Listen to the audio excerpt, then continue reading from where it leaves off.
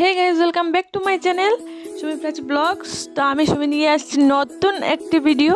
তো অনেক দিন পর বন্ধুরা আমি নিয়ে এসেছি ব্লগস। তো এতদিন থেকে আমি আর ব্লগ দিইনি, তো টাইমও পাইনি, তার জন্য দিতেও পারিনি। তো অনেক দিন পর আমাদের ঘরে হচ্ছে জামাই ষষ্ঠী, তো ভাবলাম এই ষষ্ঠীর ব্লগসটা দিয়ে দিই তোমাদেরকে। তো এই দেখতে পাচ্ছ আমি ছান করে চলে এসেছি ঘরে। তো ছান করে একটু সাজুগুজু করে তারপরে যাব ঠাকুর ঘরে, কারণ আমি ঠাকুর ঘরের ওইগুলো সব করবো।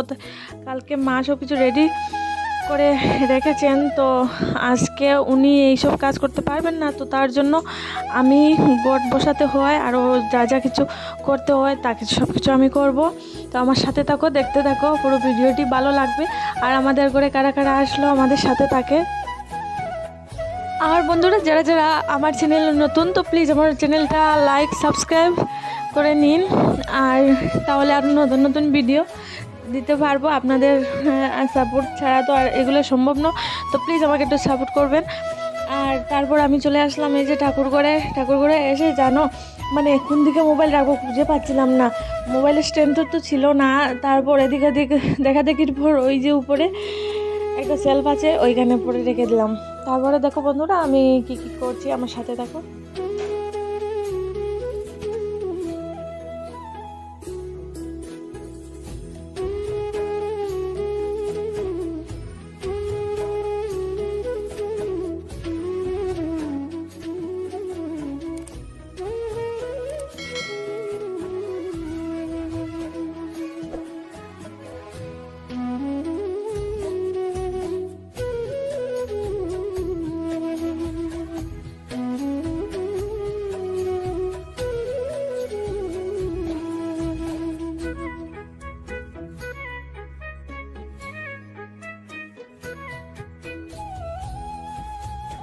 তারপর বন্ধুরা আমি সব কিছু রেডি করে নিয়েছি পুজোর, আর তারপর নিজেকে একটু দেখিয়ে দিলাম, কারণ আমাকে তো কেউ দেখাবার জন্য নেই, তো তার জন্য আমি নিজে একটু দেখিয়ে দিয়েছি।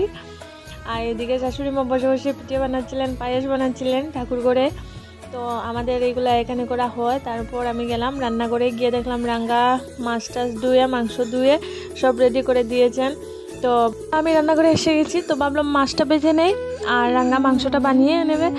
তারপর দেখলাম এখানে সবাইকে বসানো হয়ে গেছে, আর যা যা নিয়ম আছে সব কিছু করা হবে। তো এই রুমটা ছিল ছোটো অনেকটা, তো সবাইকে অনেক ম্যানেজ করে বসতে হয়েছে। তারপর দেখতে পাচ্ছ কি কি নিয়ম করা হচ্ছে, এই যে গোটের জল দেওয়া হচ্ছে, এটা মেইন নাকি, তো তা আমি জানি না এতটুকু, তোমাদের জানা থাকলে আমাকে বলে দিও কমেন্টে তোমরা কিভাবে করো আর আমরা কিভাবে করছি, মিলছে কি মিলছে না সেটা বলে দিও।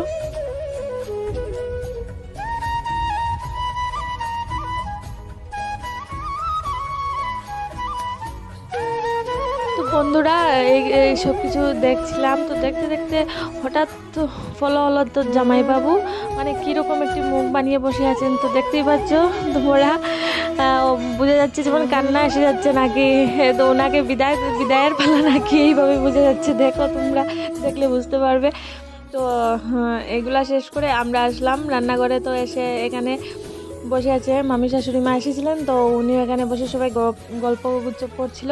আর তারপর লাস্ট আমার মনে এসেছে স্কুল থেকে, তো ওকে তো দেওয়া হয়নি, তো আস্তে আস্তে প্রায় 2টো বেজে গেছে, 2টোর সময় ছুটি হয় স্কুল। তো ও আসার পর ওকে জল দিয়ে দিলাম, তো ও ভাবছে ওর পুজো হচ্ছে নাকি, তো ও খুব খুশি হচ্ছিল, যে সবাইকে বলছিল যে আমার পুজো হচ্ছে এইভাবে সবাইকে বলছিল। তো বন্ধুরা আজকের আমার এই ভিডিওটি কেমন লাগলো নিশ্চয়ই কমেন্টে জানাবে। আর তোমরাও কি আমাদের মতো এইভাবে ষষ্ঠী পুজো করো না, মানে নিয়মটা অন্যরকম হয়, আমাকে বলবে নিশ্চয়ই।